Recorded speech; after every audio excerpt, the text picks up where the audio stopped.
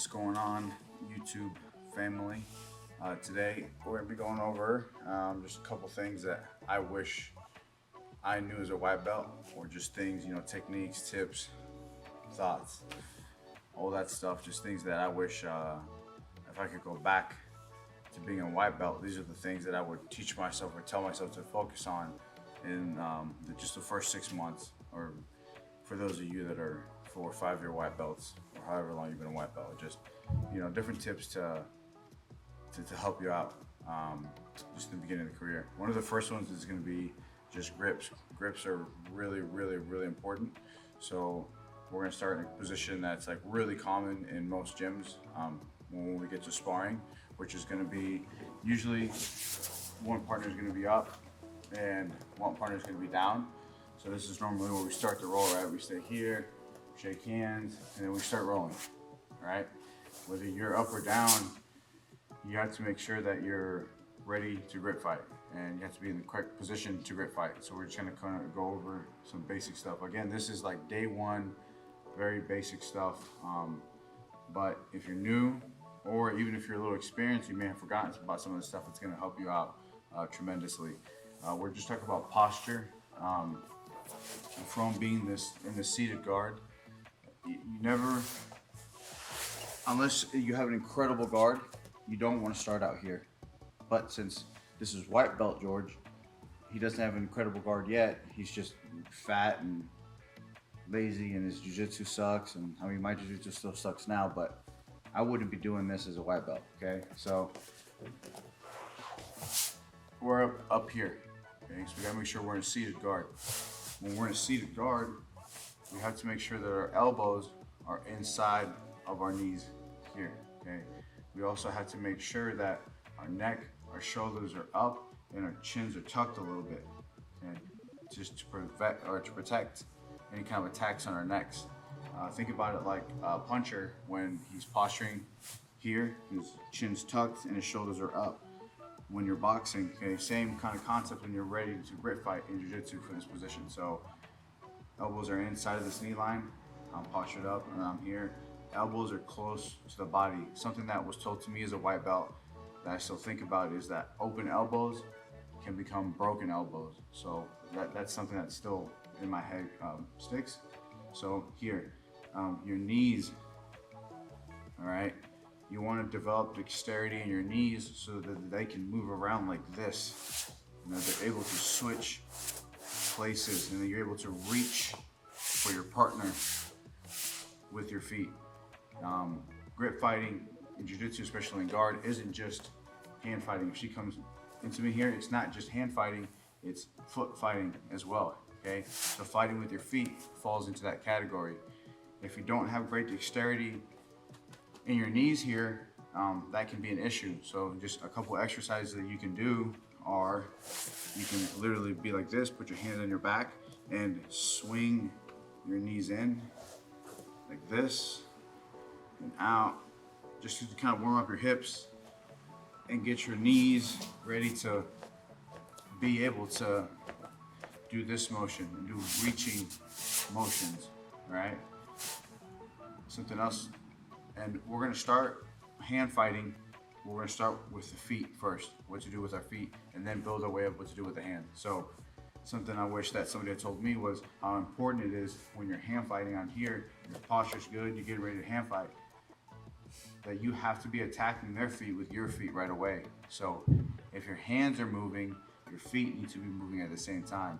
And sometimes I would even say it's more important to, if we're hand fighting here, to reach with your feet first, just to stop their initial progress. That can be something that can be huge for your game.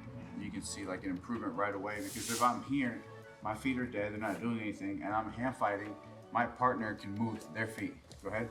See how they're freely to move their feet around, go back? So if Sophia here, we're hand fighting, she can step around my guard. If my feet are dead, goddamn, chill out. If my feet are dead, they're not foot fighting, she's free to move around me, right? So this is something really simple you can work on to where have good posture, elbows in, okay? You're kind of shrugging, protecting your neck, and Another thing is I'm not leaning too far back. It puts a lot of stress on your core and your lumbar spine. I'm not too far forward because I'm susceptible to her snapping me down. I'm at this nice mid-range where my head is just directly in the middle here. So when you're in butterfly guard, there's this middle space. If you were to look down, you should be looking straight down in that middle spot. This affords you the strongest posture possible from a sitting position, where if she were to push into me, I could withstand that push. If I'm a little too far back and she pushes into me, I can go on my back and have to fight from here, right? So we're in a good posture. The first thing I want you guys to work on is reaching for these grips as she's coming in. Okay? And by reaching, I don't mean extend and reach and grab her. Okay? Lead with your head, right? And kind of scoot a little bit towards her. And as you start to make contact with the hand, my feet are gonna reach as well, right? And there's a couple of different ways you can reach with your feet, and that's something that I can go in depth later. For now, we're just gonna cover the basics, okay? So here, as we hand fight the hands, my feet reach at the same time. They can either go in front of the foot, they can go behind the foot. When you're going behind the foot, make sure you're doing a hook grip with your foot, as if I was to pull Sophia forward, right? So good posture, hands here, she's coming in, I'm scooting. As soon as we make contact here, look, I'm already reaching for her feet, whichever one's closer.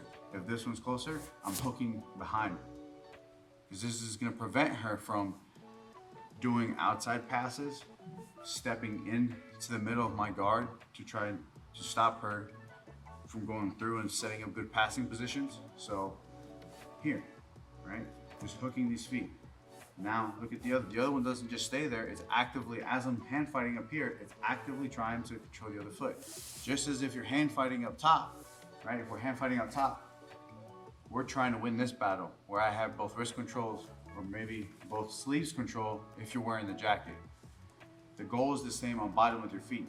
You want inside control with your feet, but it has to be happening at the same time. So I'm here, wrist control, foot, and now look, this foot's hunting for the other one, because generally she's gonna be trying to hand fight her way back, maybe moving that foot around, and I'm hooking the other foot, hooking this foot, and now look, I've got both feet hooked, I've got my wrist control, and now I'm ready to move on to set up whatever guard it is that you want.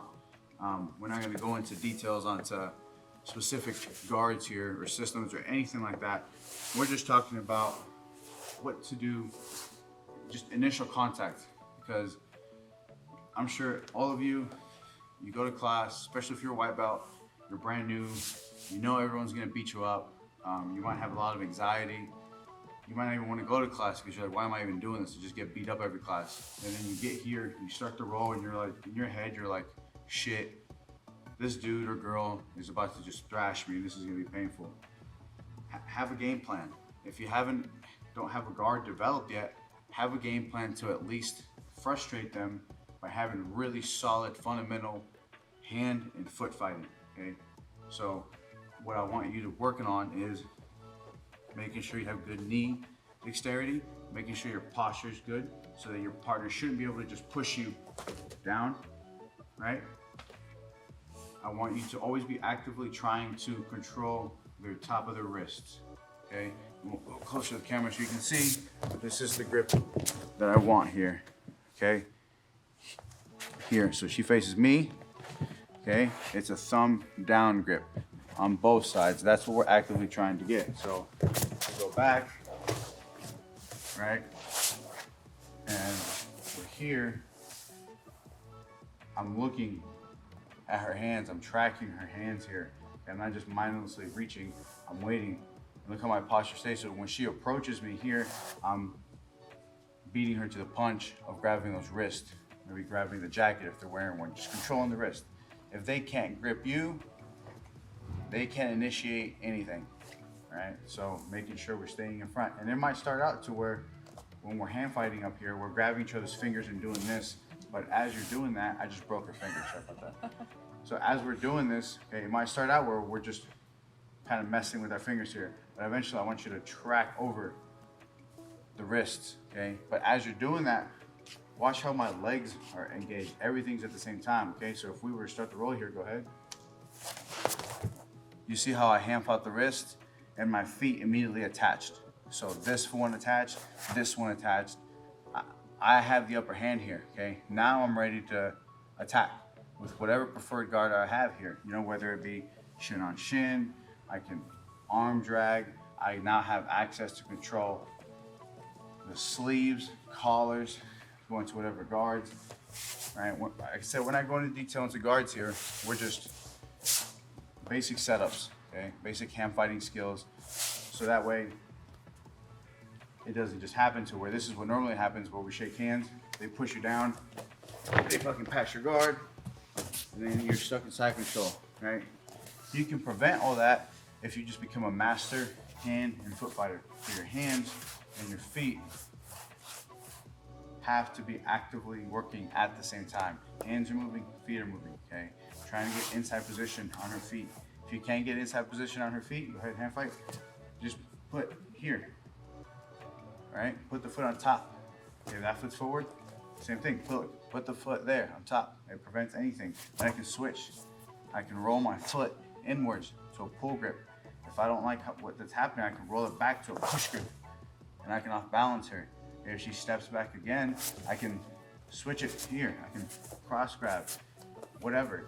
I just want you guys to get in the habit of being here like a little shell and go ahead and pass. And she's passing, I'm moving my feet, I'm hand fighting her, I'm attaching, okay? And I'm constantly moving my feet as much as I do my hands. It takes something, or it takes a while to develop that because you spend your whole life using your hands to do everything. You know, drink water, eat food, touch on your pecker, all that stuff. So, but you don't spend a whole lot of time using your feet. So the dexterity in your feet is way behind, and we have to catch that up. And there's drills you can do, a lot of different things you can do, but just keep it in mind. This is something you can come in early to class with your partner and be here and just say, hey, will you just approach me and try to hand fight me, try to pass my guard, and your goal should be to prevent them from putting them on your back and having your feet actively engaged. So we'll say go, okay, we'll roll, and I'm just hand fighting. Look at my feet are here. I'm just trying to be knowing with my feet on her feet. See, if I constantly keep my feet on her feet, she can't really get a guard going, all right? Now, once you get really good at that, it's not just enough to sit here and hand fight Sophia and foot fight Sophia for extended periods of time. You only need a couple seconds of stopping the initial onslaught, and then you have to immediately turn that to offense. So it has to be, we hand fight, go, I stop. Now that I've stopped the initial pass, I have to go here. I have to either shoot an arm drag, I had to pull myself into a guard, I had to pull myself into underneath the hips, anything, it doesn't matter. Don't get in the habit, and this is something I'm guilty of, is becoming so good in certain positions that you can stop them from passing, you can stop them from progressing, but you're not doing anything offensively, all right? Something Heath always talks about is how it became that the person on bottom, the position on bottom became a reactive position and a defensive position, and that's not the case, right? If your jiu-jitsu is good, you should have aggressive, offensive jiu-jitsu from the bottom. You should be here with the same mindset as if you were on top. I'm chasing her, okay? I'm going after her. And it all starts here with being able to hand fight. I'm looking at her hands, tracking the wrist, and look, I'm reaching with my feet, keeping the feet here the whole time, all right? And that goes all the way through. Now, there might be times where you're hand fighting, foot fighting, and the person maybe is a little bit bigger, a little bit faster than you, and they're able to put you on your back. I don't want you to lose the mindset of tracking with the feet and the hands as you're going down. So if we're hand fighting here and foot fighting, and Sophia is able to put so much pressure forward, go ahead, that she puts me on my back, do you see how my feet are still engaged? Scoot that way a little bit. Okay, you see how my feet and my hands are still engaged. Whether you're wearing the jacket or not, the gi or no gi, doesn't matter. My feet still are somewhere in her body, okay? A good rule of thumb, again, this is just a general rule of thumb. It's not strict. All 4 limbs should always be on your partner. 1, 2, 3, 4, something. I should never have something here in space. I should never have a dead limb, okay? So no matter where I'm moving, all 4 should be touching something. And it's the same. It's the same thing that I'm doing up here. Go ahead. Preventing her from coming forward, but maybe she's a little more powerful and she's able to still progress forward. And as she's pushing me down, go ahead. See how I'm still, my feet are still attaching to her. My hands are still tracking these wrists. I'm still trying to hand fight and foot fight the entire time. This is before I'm even thinking about setting up a guard or setting up a submission or going for a tap or anything like that. If you don't have the ability to stop somebody from getting to what they want and making them immediately uncomfortable just through hand fighting and foot fighting, it doesn't matter how much knowledge you have about submissions or sweeps, because you'll never get there. And if you do get there, you're not going to get there comfortably or in a way that you want to get to, right? So just to review, just something I wish I would have drilled more as a white belt, something I wish that somebody had told me, which when I came to PSF, it was one of the first things that they told me, and he told me to work on, was grip fighting, hand fighting, and becoming really good at it. And it made the biggest difference in my game, was becoming really, really good about this, okay? Making sure if we're in the seated guard, that we're in a position like this, okay? A little bit forward. If I look down, I should be right in the middle. Elbows in, hands in, chin tucked, shrug. My knees should be able to bend freely, and I should be comfortable reaching with my feet here, okay? I should be comfortable touching her, okay? At the same time as I'm touching the wrist, okay? So that's, I know it's extremely basic, and a lot of you probably already know this, but I know that there's a lot of white belts out there that were like me, 1 month white belts that didn't know this. And maybe your instructor hasn't covered it yet, or maybe your instructor has covered it and you just weren't listening, which happens a lot, because I can't tell you how many times he has shown me a technique and then I'm like, oh my God, this is mind blowing. Why didn't you teach this to me before?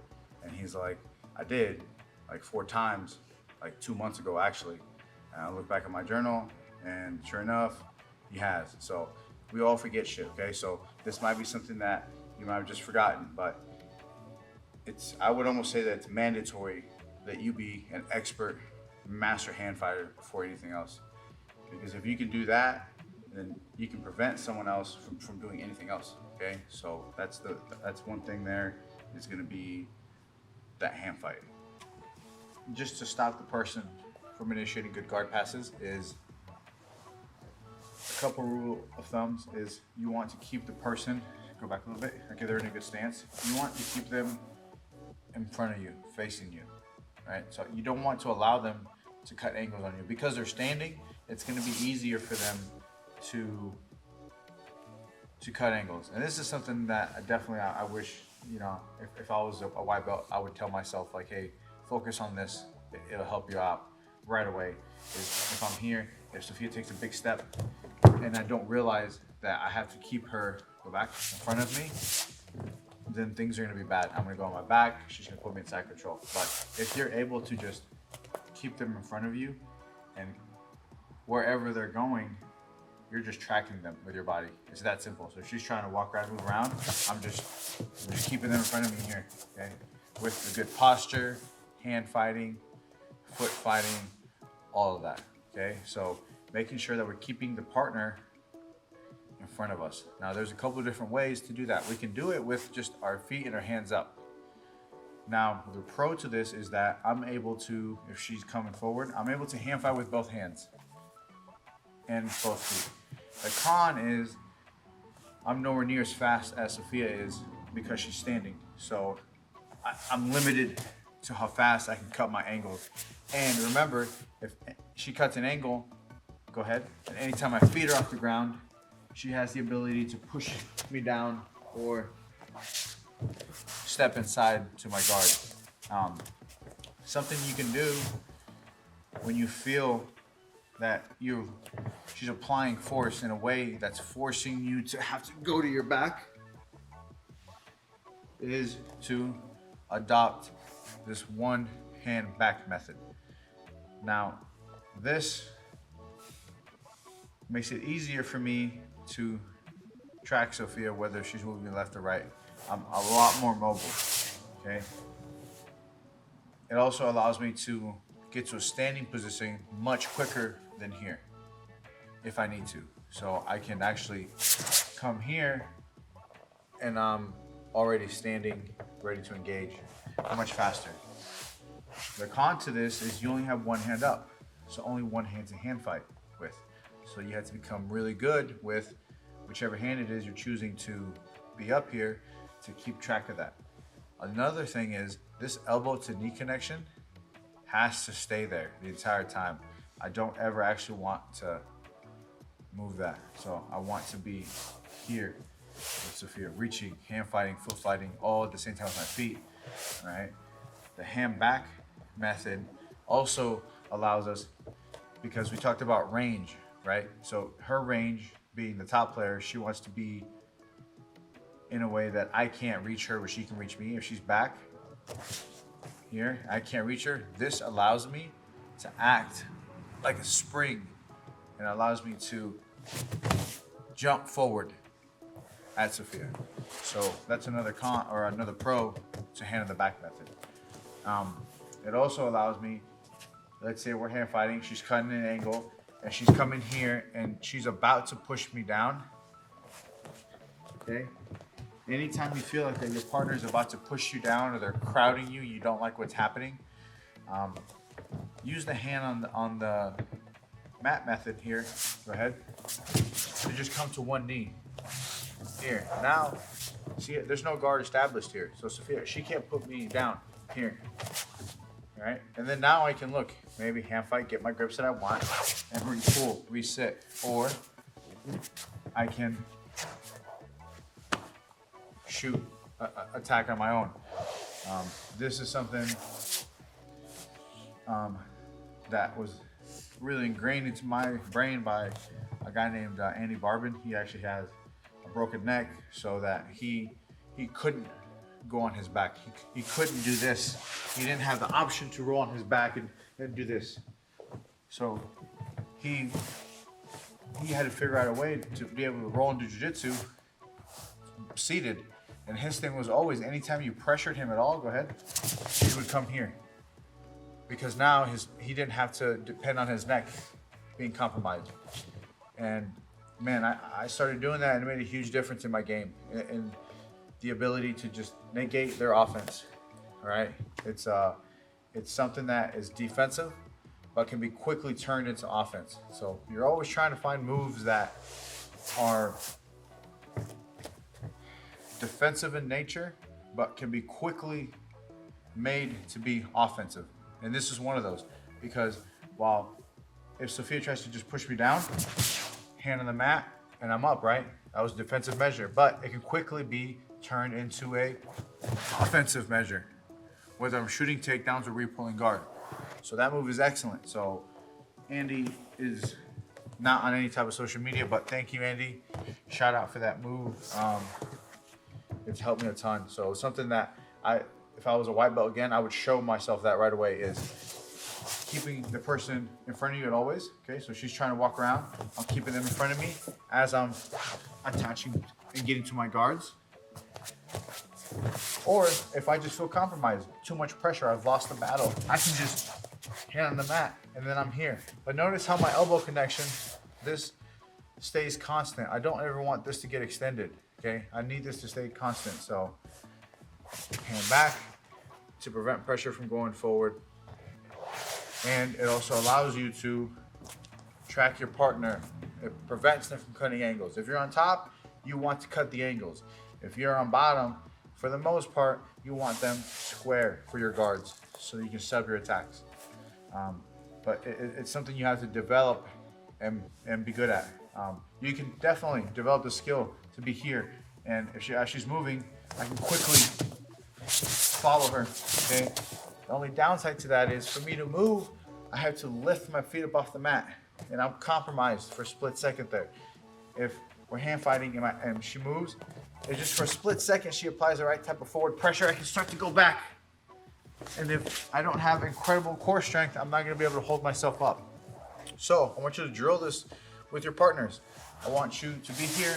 I want your partners to start applying passing pressure. And as soon as you feel like, oh shit, I'm about to have to go to my back, guess what? Put a hand down,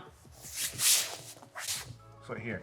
And the movement, all it is, it's nothing dramatic. I'm just getting my knee and hip of whichever hand is on the mat, and I'm just getting that slightly behind me. So if I'm here, watch how quickly I can just be in that position. Okay, here, it's very subtle. So it almost looks the same. My upper body, elbow knee connection, nothing's changed. Here, I'm seated. Okay, here, I'm not. And this prevents Sophia from pushing me down and makes me a lot more mobile, a lot more powerful.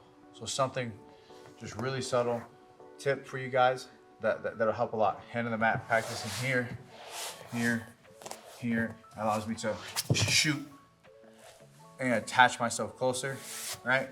One rule of thumb, and this isn't a hard rule of thumb as you get more skilled, but if Sophia is circling this way, go back slowly, okay? So if she's circling this way, okay, this direction, my hand and this hand have to be on the mat. So my right hand, okay? If she circles the other way, I have to switch sides. So it's one of those techniques. There's not a lot in jiu-jitsu or grappling in general, but you have to be ambidextrous on both sides.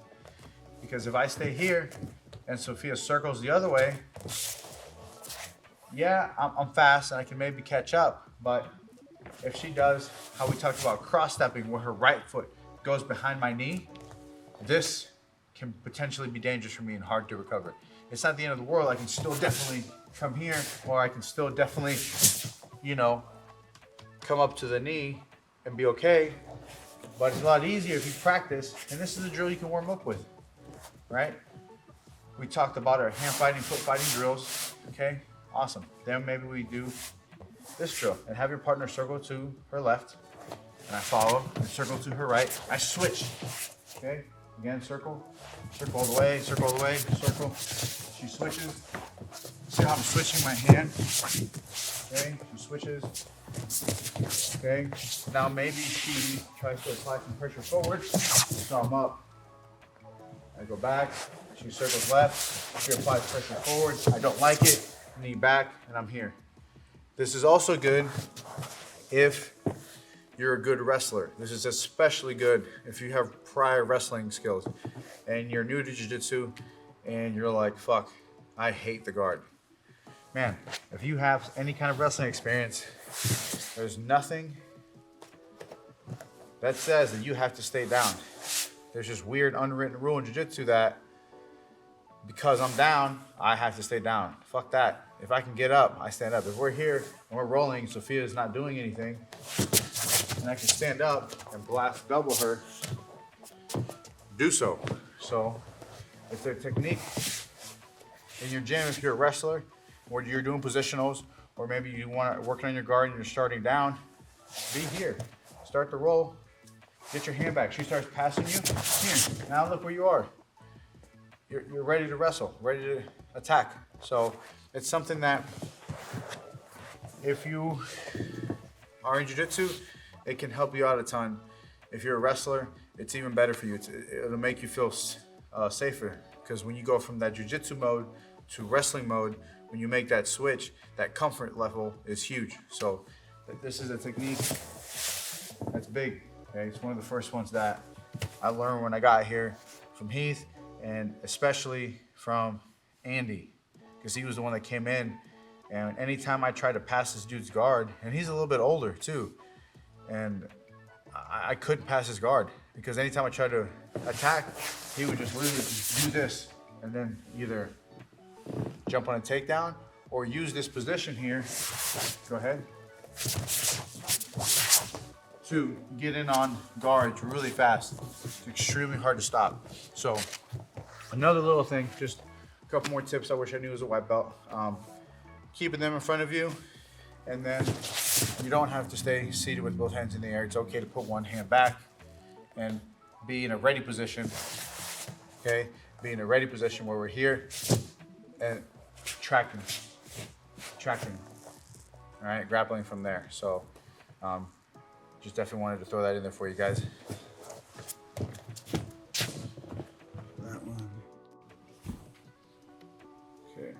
It's weird because when I put it on, it smells fine, and then 2 minutes later, it starts smelling like that. Sophia got a stinky gi. Oh, right. And she keeps complaining about it, she keeps watching it. Maybe we should do a YouTube video on how to not have stinky gis, because mine smell pristine at all times. Hers, they're just mega funky. Anyways, so part one, we talked about tip for white belts, right? Just hand fighting from the bottom. Before you even get to a guard or submissions or anything, you gotta know how to hand fight. You gotta know how to use your hand to attack their hands, use your feet to attack their feet from a bottom position. Here and Sophia was standing. Now, let's do part two. Again, this is, guys, before we kind of get into it, this is all just not super in depth, just kind of touching bases on some tips here and there. In the comments, you guys can leave just more specific questions, like, can you expand more on this position? Can you expand more on what you were talking about here? So just kind of want to get this video out there just to help out as many new practitioners as possible, and maybe some more experienced practitioners that forgot some of these basic things. So let's talk about just from the top, right?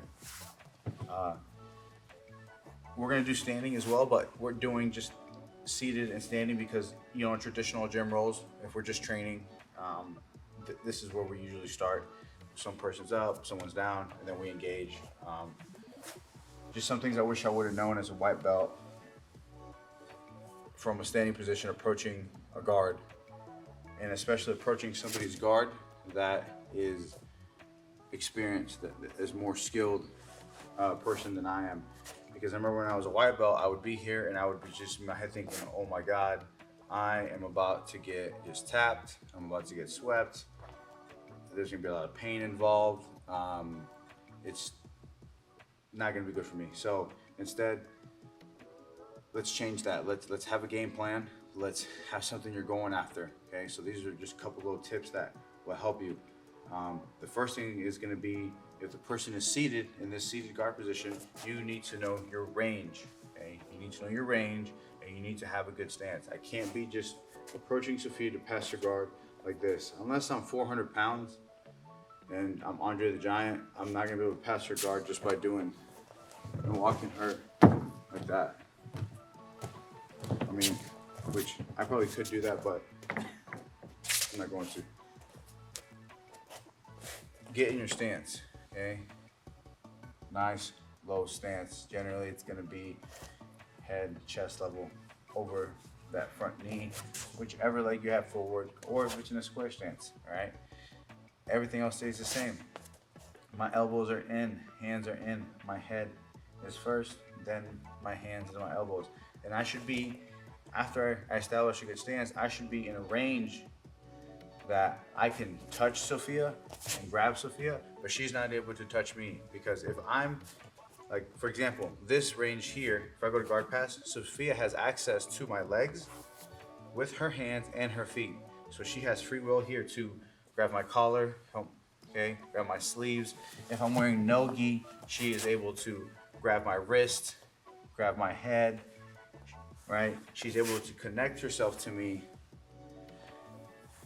before I can connect myself to her. So you being standing, you have the advantage of deciding the range, and it's gonna be different for body types. If you're fighting someone shorter, like Sophia's basically classified a midget, so the range is gonna be different from her than someone who's really tall, right? So make sure you range that out. For me, I'm always here and I'm just kind of reaching, touching the hands like this, right?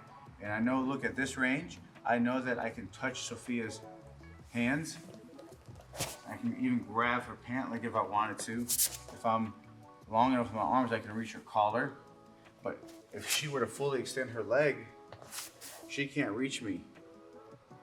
If she were to fully extend her arm and I push her back, she can't reach me. So this is the range I want to be when I'm approaching the guard.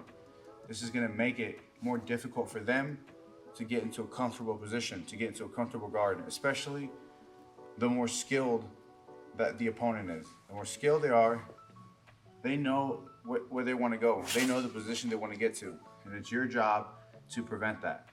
You're not always going to know what they're good at, but in the gym, usually if you're training, you know your training partners, you know their guards, you know their game, you know what they like to get to. So make sure we're starting off at this range and we're not just giving them an easy setup to their comfortable position, right? Now there's 3 things generally that you can go after right away, depending on if they're seated. If they're seated, my goal right away is to get this person and put them on their back. I don't want to fight Sophia if she's sitting up because she has the option at any point in time here, if I don't apply the right type of force right away, she has the option to just stand up. Literally. And now we're wrestling. If she's down, I want her down, I want her to stay down, so I want to immediately apply force to keep her there. The first one, it's really basic. This is like one of the first things he's taught me. And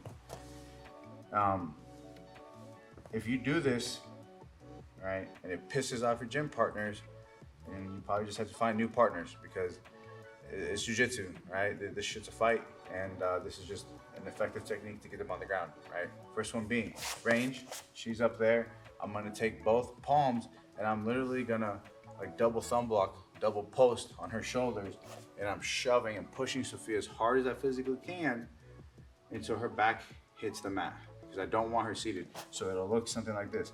You slap, here we go, and I just push her down, all right? Just like that. Now, she's in a more compromised position. Now, again, I find my range, and I start to cut an angle, start to pass however it is that you want to pass.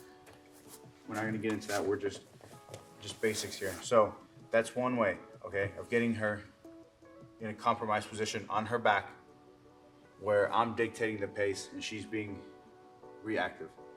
I'm pushing the pace.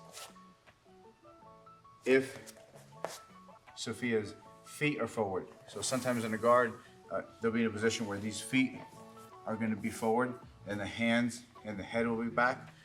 So I don't have access, because if I were to push here, her feet now can mess with my feet, right? Go ahead. There. So I don't have as good of a pushing power. So if you're approaching her guard and you analyze the 3, okay? You're like a robot. You're analyzing. You're looking at her head, her hands, and her feet. If those feet are forward and I'm here, I look at those feet.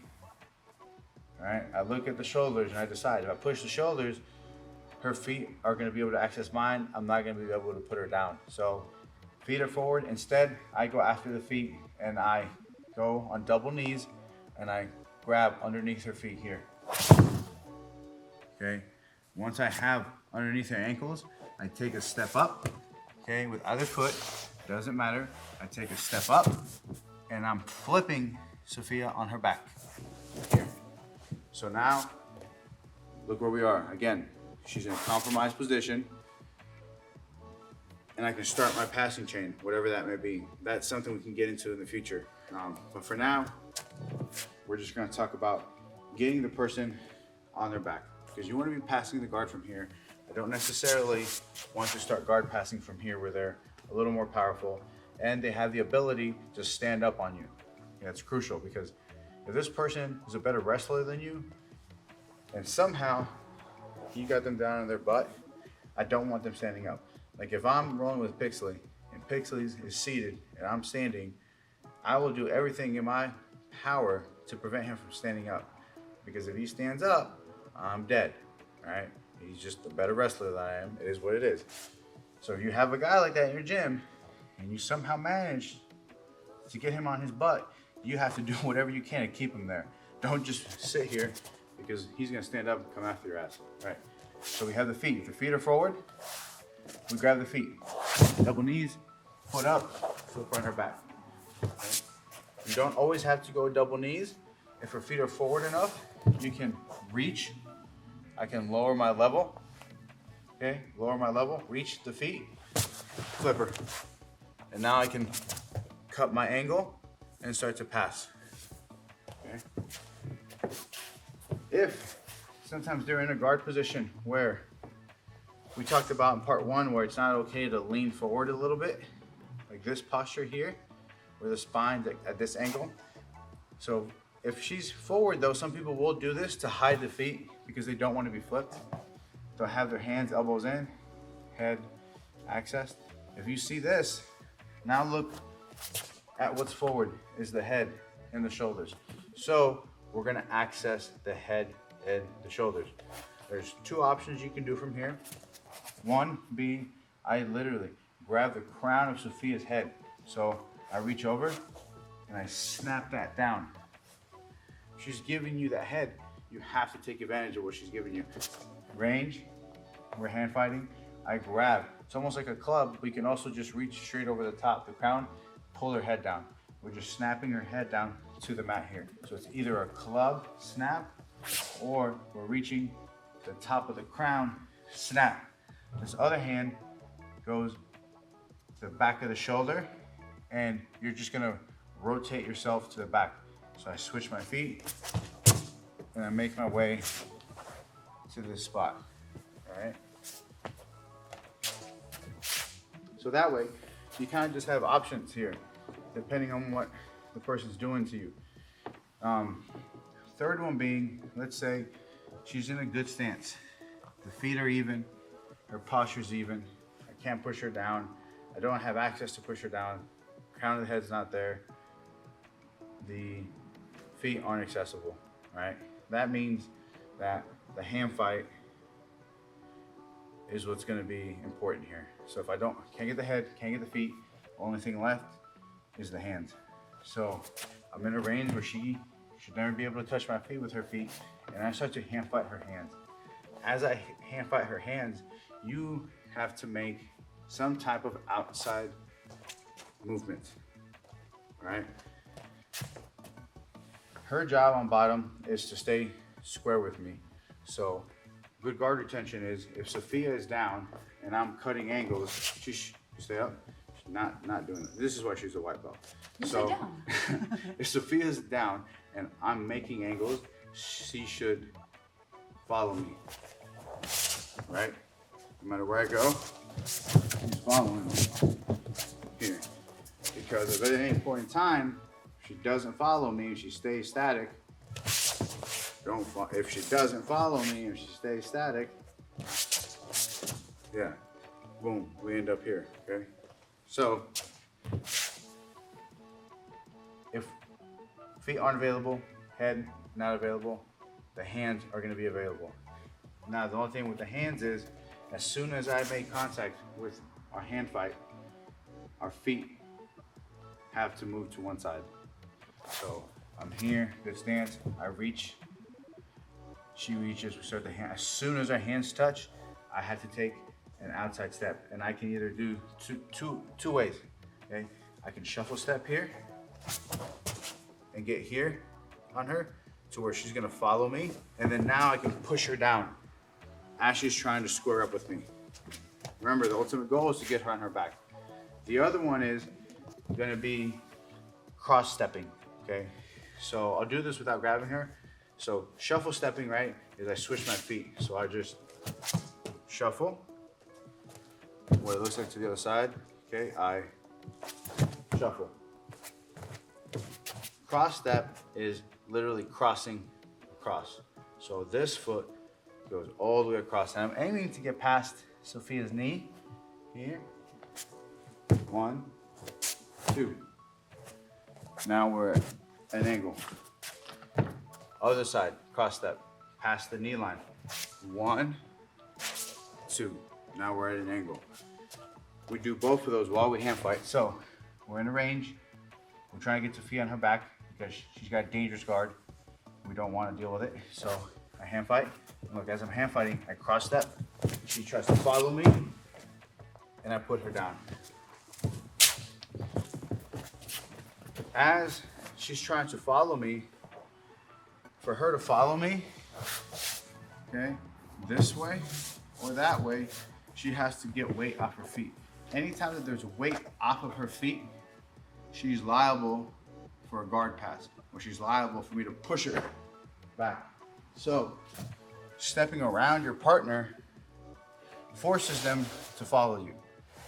And by following you, they have to lift the feet off the ground.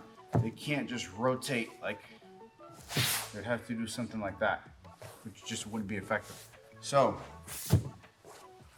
one more time on that last one. The third one is, okay, feet there, head not there, hands are there. Great. Grab the hands, cross step, actually lift those feet. You saw how easy it is to push her down. So, slow motion, as I step here, she's already, look, going to follow me. And then now, instead of just not putting any kind of force forward, I'm just pushing her down. We'll do it to the other side so you can see. Okay, hand fighting, I start to step. Once I see her feet come up right here, okay, this moment right here, she's trying to square up with me, because if she doesn't, I cut an angle. Instead of not pushing her down, I continue my step forward, but I'm also using my hands here to push her down. So look, I end up angled with her on her back. So with all three positions, the same thing ends up happening. I make her uncomfortable. I'm the one to initiate the action, make her be reactive, and put her somewhere where she didn't decide to be. Some people will elect, if we're here and we roll, they might just fall straight to their back. Awesome, that's where we want them anyways, okay? We'll talk about that, you know, just basic things and how to deal with that. But for now, I want you guys to think about it in three different things, okay? We're either, she's in her guard, right? We're either attacking the hands. If the hands are forward, we're using the hands, we're stepping to the outside, and then pushing her down. And now we're passing. If the head is way forward, I'm clubbing that head. I club the head, okay? Club, crown of the head, weight on the shoulder. And then guess what? Same thing. I'm outside stepping, either cross stepping or shuffle stepping. Get to the back here, applying pressure, okay? If the feet are forward, at any point in time, the feet is the most forward thing with your partner. Grab those feet, flip them up, okay? Here, okay? I can literally flip them up, or go back up a little bit, or if feet are a little forward, I can drop to both knees. That way I'm a little bit safer. Then I step up one foot up, doesn't matter which foot, and flip her up. And then I'm immediately cutting my angle, right? So just to review, back, good dog, or good. 3, either her head's gonna be forward. If it is, we mess with that.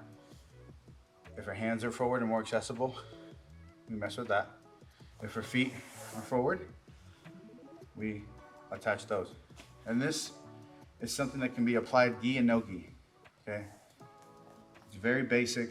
It's just a fundamental way to approach the guard before we get involved into any heavy techniques like actual grip by grip sequences. Just things to look for, right? Especially if you're a month white or even a week 1 white belt and you don't know anything and you're just in here and you're just having fun and you're just like, this is incredible.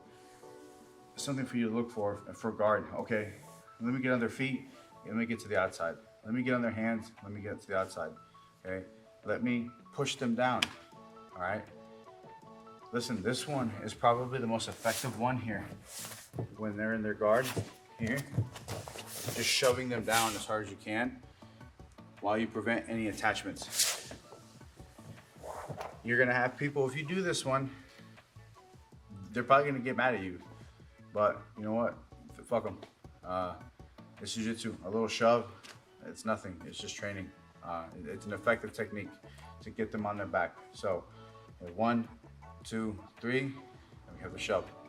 just a couple tips to help you have a game plan when we're up here approaching. All right.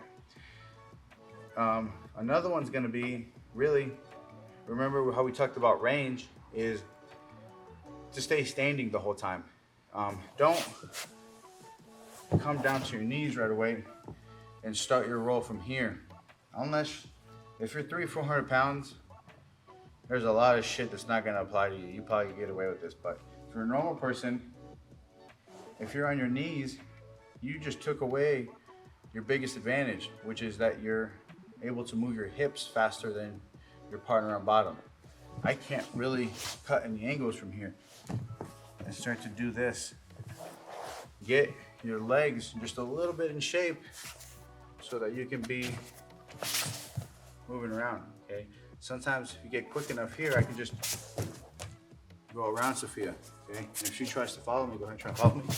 See how she has to react? And those are the moments when you take advantage of your guard passing after you've caused your reactions.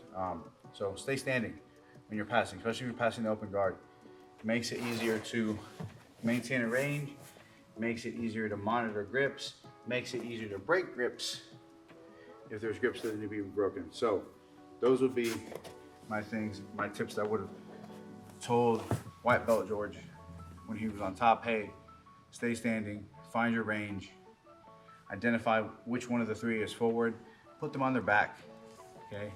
Put them on their back, and then get to work. So the next thing we're gonna cover is just, okay, they're on their back, what should we be looking to do from there, especially with the people that already elect to start from there, okay? Okay, so we'll keep going.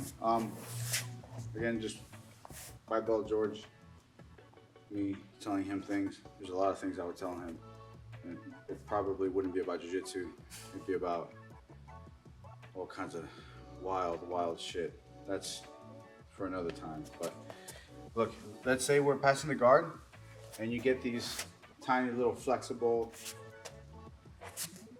black belts, brown belts, purple belts, blue belts, shit, even some white belts, that you come here and they think that they're awesome, and then they go on their back and then they're like, come on with it, right? Pass this guard, I dare you. Okay, this shit can be annoying, trust me, I know. There's a way to approach this too. I don't want to just approach head on, okay? There's usually just one hard no from this position, and that's just, I don't want to just come in head on like this because it gives them free attachments. Okay, so scoot this way. Okay.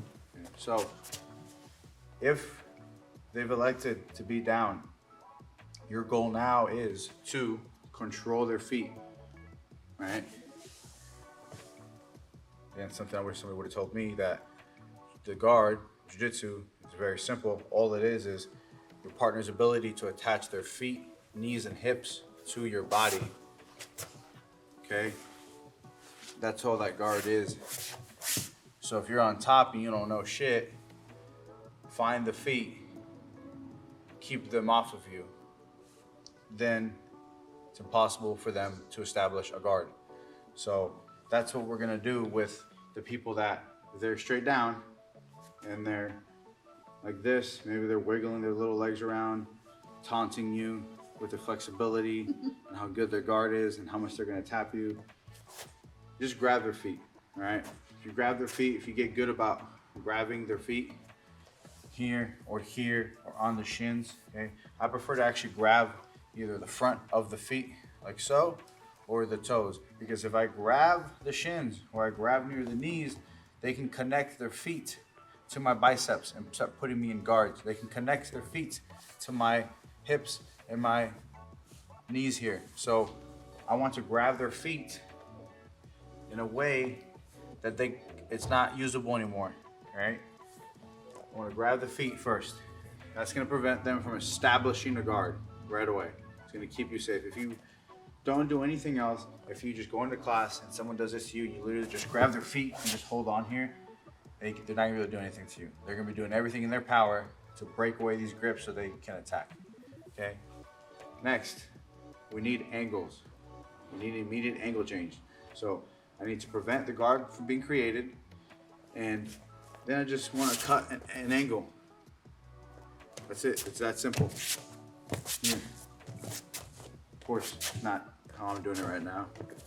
In a good stance. But I grab the feet, and I immediately want to cut an angle. All right. That's how we're gonna deal. Remember, as a white belt, you don't know anything. Okay. Grabbing these feet prevents them from getting them on you. Grabbing here, getting them at an angle. And your goal is to get past your partner's hip line while controlling the feet. If I can control the feet and get past their hip line, okay, I keep them controlled and I just keep walking. Okay, I keep walking till I get past the shoulder line. Keep walking till I get past all the way now to north-south. Now I can move from feet control and start getting my chest, head, shoulders to break our knee and elbow connection here to pass the guard, right? Another little just quick tip, all guard is, and everyone knows this, is just your ability to connect your knees to your elbow, right? That's guard retention. If that is open and I can occupy that space here, then I have a guard pass. So knee elbow connection, we're looking to eliminate that and occupy that space. The best way to do that, easiest way to do that, and keeping you out of the most trouble is controlling the feet right away. Elbows in, good stance. I'm cutting my angle towards my hips. Cool. I'm still keeping these away, right? Now I'm looking to get past the shoulder line here while still keeping the feet off my body. Now, there's a million different techniques, a million different ways to do this, but we're just gonna talk conceptually here, just as simple as we can, is I wanna get past the shoulder line while keeping her feet off of me. So Sophia here would normally start to frame, okay? So maybe I would move to where I'm on her shins and knees and pushing those away from me to get past the shoulder line. Do you see how that keeps the feet off my body? If it does, then I can progress forward, okay? Past the shoulder line, over to north-south, here. Now, are the feet still off of me? Yes, then I can progress forward. And I'm just looking to collapse and make my way inside this knee and elbow connection, okay? However I can. Now, obviously, when you're going live, it's not gonna be that easy. So what I want you to think about when you're trying this stuff is, at any stage during these moves, if you lose control and your partner, it's like a partner who farts a lot. If your partner gets their feet on you, get them off. So if I'm here, I cut my angle, and she breaks the angle, or she breaks the grip, and she gets her foot on me, I stop what I'm doing, and I get the foot off of me, and I continue walking past those lines, the hip lines, the shoulder lines, okay? If I'm past the hip and shoulder line and I'm crashing down, and Sophia gets her foot on my shoulder or my face here, I find the feet, I get it off of me, and I continue to try and occupy the space, right? Again, this is just from this scenario. Open guard, no attachments, they're on their back, to where I have easy access to control her feet, cut angle, and start clearing the hip line, shoulder line, north-south, and getting into that knee and elbow connection. This concept of attacking the feet, alpha can be applied from any guard. If Sophia is in De La Hiva, or whatever guard, this example can be used for any guard. When you're rolling, especially as a white belt, you get stuck in all these crazy guards in Jiu Jitsu. What I want you to do is locate the feet, get them the fuck off of you, and then begin to pass. So before you even worry about what technique and what passes we're gonna do, you have to be able to eliminate the guards, And that all, it's simple. For every guard, it's the same. Get the feet off of you. Look, if her foot's here, I'm grabbing the foot. If her foot's here, I'm grabbing the foot. And I'm keeping, look, keeping those feet off of me. Now I can start to progress to some type of pass, right? If she's in reverse still, he will. Can I do that? Do this way. Okay. If she's here, the foot's attached, okay? Same shit. Find the feet, get the feet off of you, and there is no guard. So stabilize. Look, peeling the feet. I'm peeling the feet, and I'm just keeping those feet off of me however I can, all right? There's a million techniques out there, and people will teach you a million different ways. Okay, you start here, grab here, do this, but you can figure this shit out on your own. It's easy. You can just go on YouTube and learn anything from anybody. But the concept I want you to think about that all these things have in common is they all involve getting the feet off of you. Sophia has control here, so I am getting those off of me however I can, whether I use my hands, my feet, okay? Just keeping the feet off of you. From any open guard. If she's in spider guard, she's got my sleeves here. We have to get these feet off of us, right? And experiment with this. There's tons of different ways to do this. She has spider guard, put them in, okay? You can elect to pummel underneath and literally just shove them off, okay? You can elect to, she has spider guard, go over the top, grab the pant legs, straighten your arms out, get the feet off of you. It doesn't really matter what it is. Look, sure, there's techniques out there. There's proper ways to do it, but conceptually it stays the same. If the feet are on you, find a way to get them off. If it works, it works. Okay? You figure something out, cool, do it. It works for you. I just want you guys to understand that the foot is anywhere in the body, here, wherever. I'm getting these feet off of me. I'm cutting an angle. I'm getting past the hip shoulder line, and I'm getting in between this shoulder and elbow space. All right. That's how you approach the guard. So next time you're rolling as a white belt, you're rolling with somebody really good. They're putting you all these crazy things.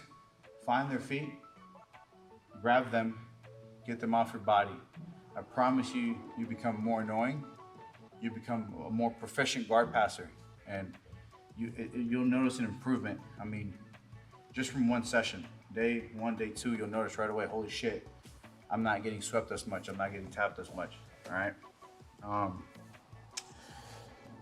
Now we'll talk about, this will probably be what I think is the most dangerous guard, okay? Which is closed guard. And this is something that here, he teaches this as day one, okay? If you're in closed guard, remember, we gotta get the feet off of us. Look how much of her hips and knees and her feet are on us. This is the hardest one to clear. Because, excuse me, I can't just reach, grab her feet and peel them off, okay?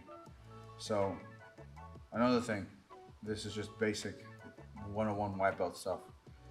You either want both of your arms in the closed guard or both of your arms out, open up your guard, out of the closed guard.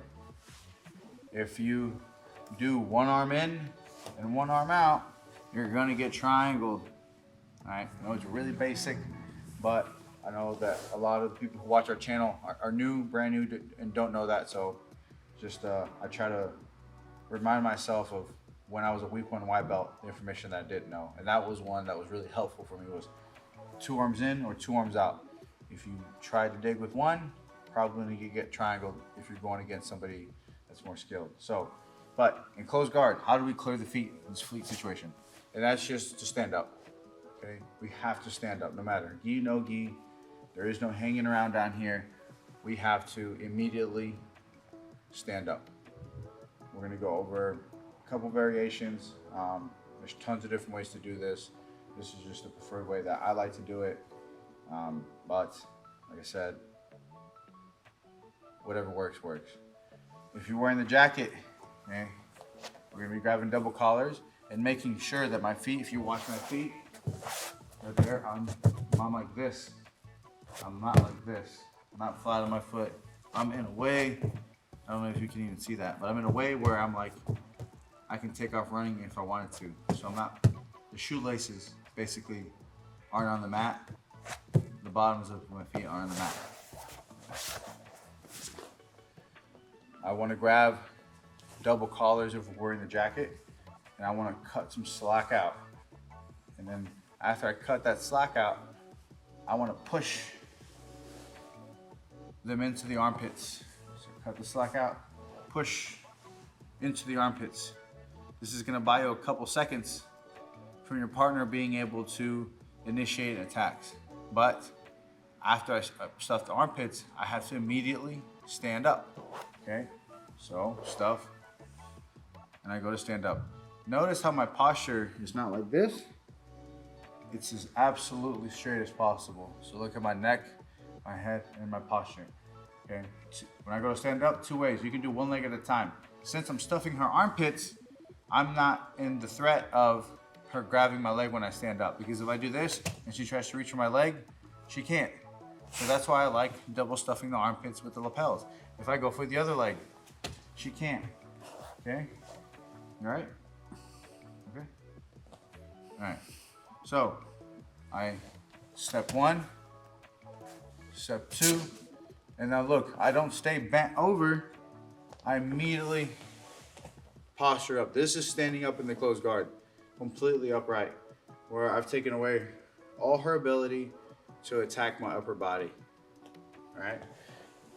So as soon as you get in closed guard, we're here, we hand fight for those lapels, we stuff them in the armpit, 1 foot up, 1 foot there, and then from here, I'm standing up, and look, it's just a deadlift motion. If I had a barbell here, and I were to grab the barbell, I would head up, and I would stand up, okay? So I'm gonna do it a couple times fast, so you guys can kind of see how quickly that motion is of me standing up from where we're here, right? And Sophia sucked me into closed guard, and I stuff here, I'm up. See that? Okay, from here, I'm up, completely upright. The common mistake people make is they think that this is considered standing up. Here, you see how I'm bent? That actually makes it easier for Sophia to climb her legs and high guard me, okay? And she can keep climbing and climbing and climbing until I get stuck in arm bars. So I need you to be completely upright. This posture here should basically stay the same. So look how it moves a little bit, sure, because I have to stuff her hands forward, but then look, when I step, I'm postured back and I'm standing up, okay? Once we stand up, there's tons of different options to open the guard. We're not gonna go over into major detail on this. You can push on the knee, reach back, open up the legs, a couple different ways. We can go over in a more in-depth instruction on that. Again, this is just like a basic things I wish I knew as a white belt. One of them being standing up always in the closed guard. No matter how tired you are, no matter what's going on, you need to be standing up, okay? Because there's nothing down here for you except death. That's all that awaits you is here. You getting tapped out. And everyone's got the same mindset. You get into a big old scramble, you fall into the closed guard, and you go, okay, you take a breath.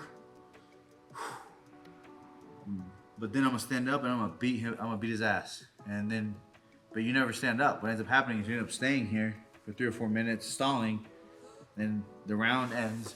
You didn't learn shit, you didn't get any better. Your partner is frustrated and mad at you because you just sat there, did nothing, and then none of you got any better at jiu-jitsu, okay? Another thing that he tells us all the time is you have to be okay with failing.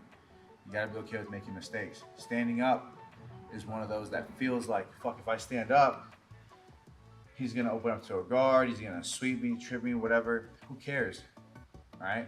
You have to get comfortable standing up. It's the only way to properly negate the closed guard and escape and progress forward. So once again, if it's no-gi, it's the same thing. We're just thumbing the armpits. I don't care if you do thumbs down or thumbs up, it's preference. Completely preference to you, find what works for you. Some people, they love thumbs down, some people they love thumbs up. I don't really care, okay? But again, stuffing, and I'm 1, 2, postured up completely. And then I'm balanced here, looking to open the guard, all right? You can also do 2 feet at a time. So you don't have to do 1 foot at a time. You can do 2 feet at a time. This one takes a little more athleticism. Not really, but kind of.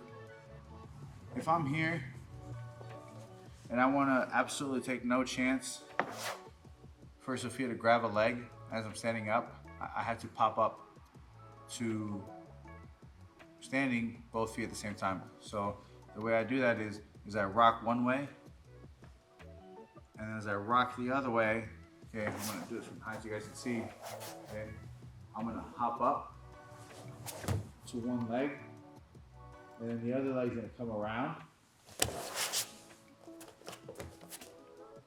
and we're gonna end up here, all right?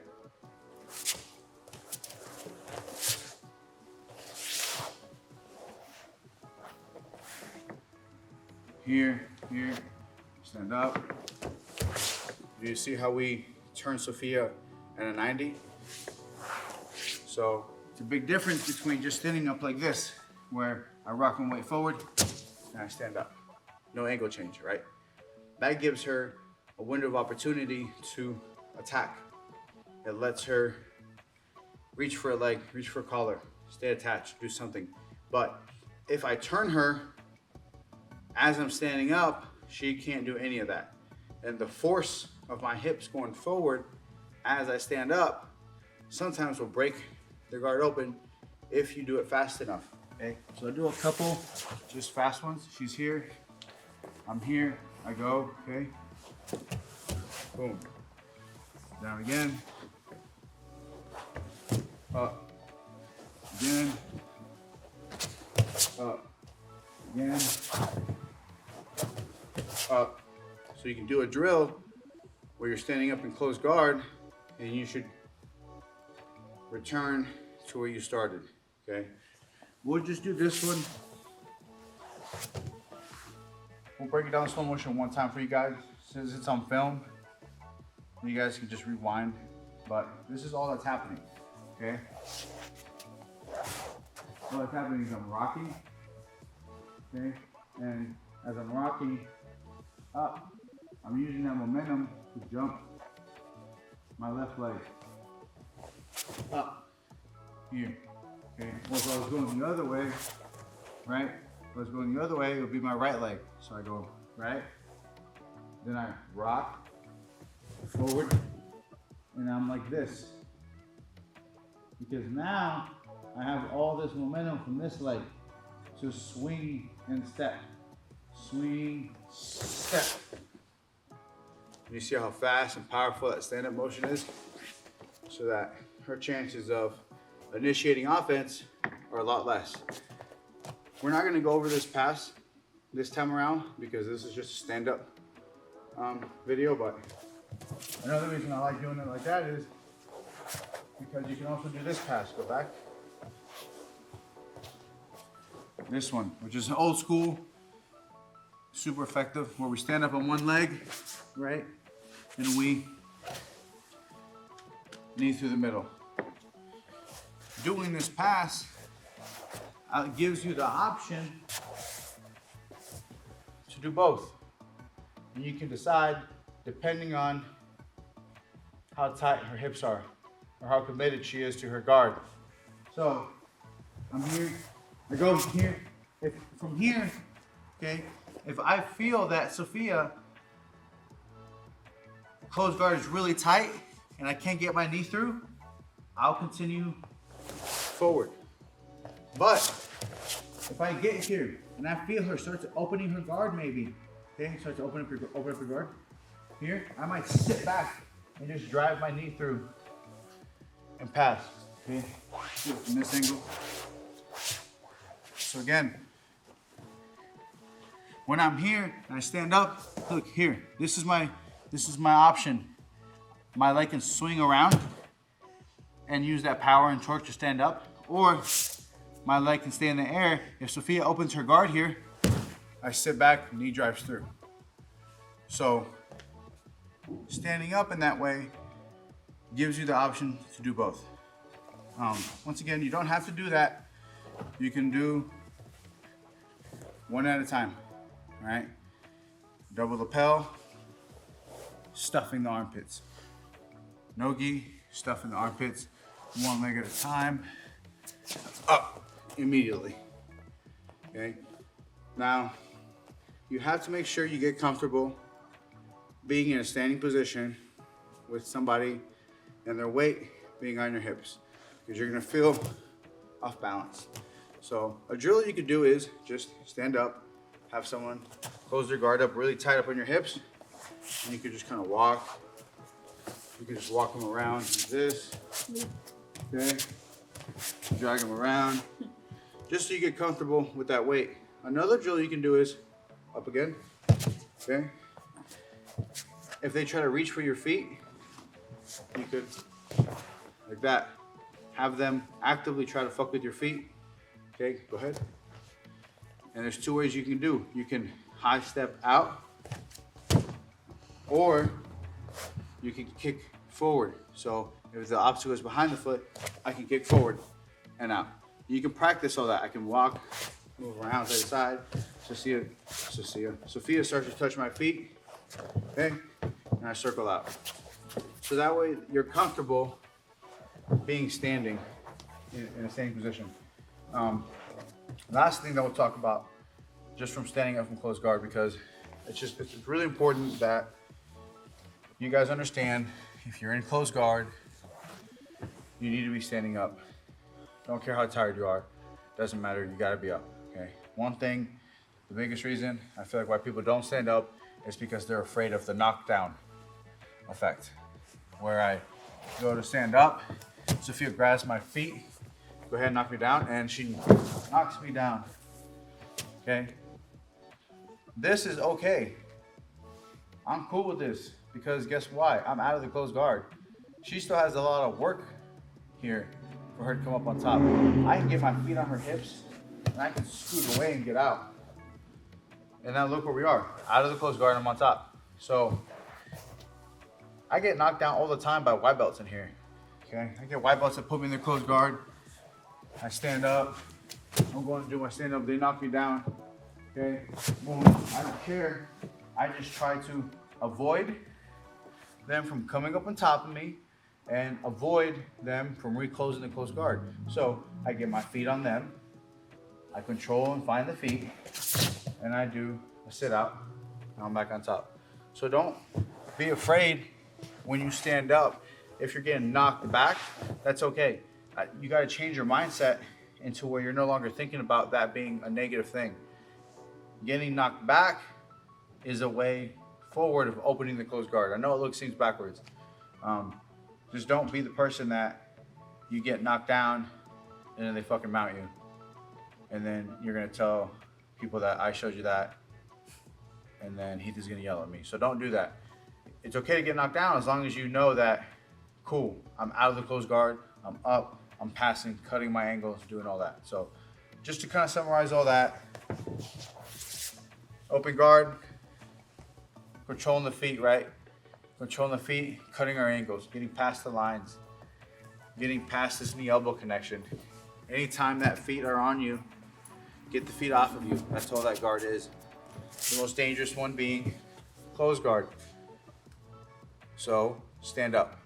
Don't care who you are, what weight, age, whatever. Learn to be able to just stand up in the closed guard and go from there, okay? This one's gonna be more key jacket specific.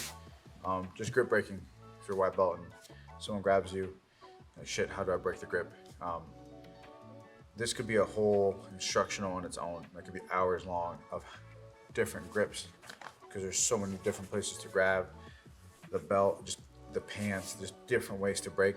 But we're just gonna go over just one thing that's gonna help you just break more grips. And it's just one of those things that's just a concept, okay? So Sophia grabs my collar, and I go to grab and I break her grip.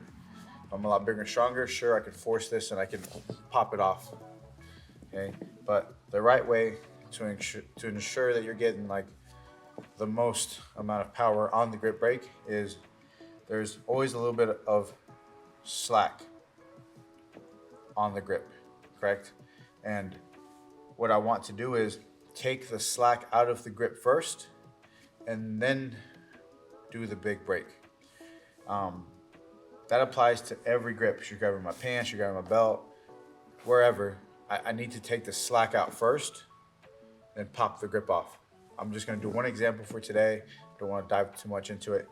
If she's grabbing the collar, all right, 2 ways you can grab. I can grab double sleeve on her jacket here, okay?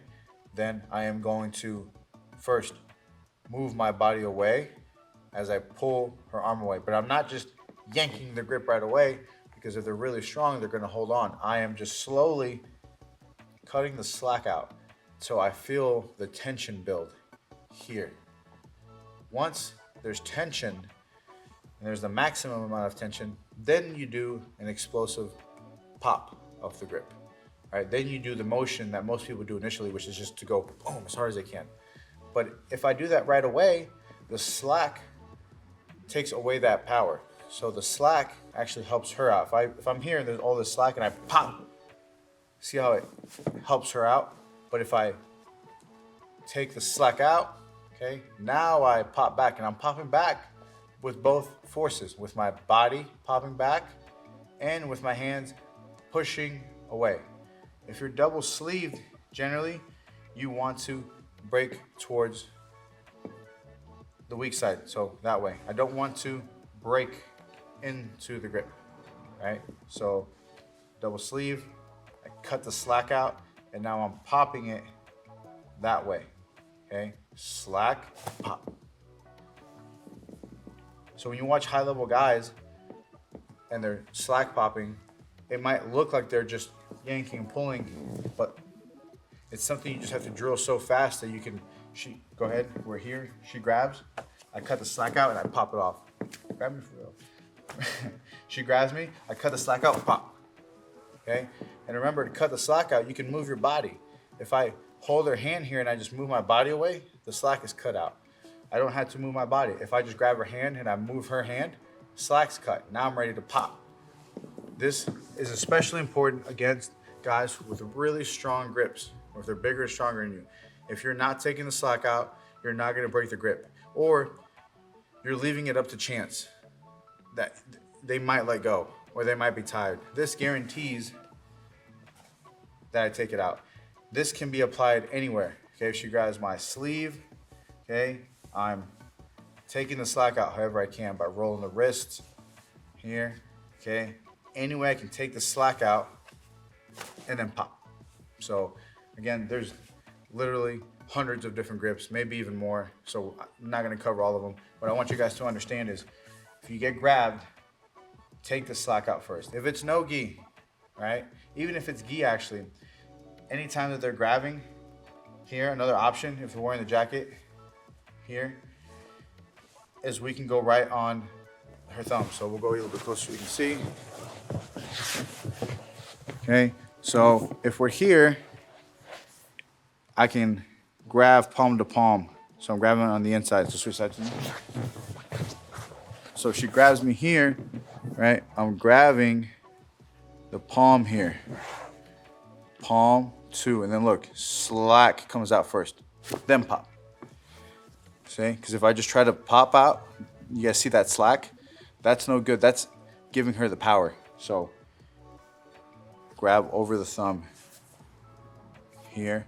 This one comes over my fingers. Then look at the slack comes out. It's just a little bit slack, and I pop it off. All right, and that slack popping method stays the same whether you're on top or bottom. If I'm on bottom, for example, I really like closed guard. And sometimes you're in closed guard and they hammer down with this grip here, right? And you're trying to move and it's hard to break. So I cut the slack out, and there's tons of different ways to do that. One of my favorite ways is to, again, I grab over her hand, I figure four my grip, right? Now look, I don't just pop it off. Damn, grab it tight. Okay, so if I just pop it off, all that slack is helping Sophia to hang on. So instead, I cut the slack out first. Then when all the slack here is gone, it's maximum tension, then I do a big pop. Okay, so just something, like I said again, as a white belt, that I wish that people had kind of talked about more, drilled a little more, is grip fighting, which I'm sure they did.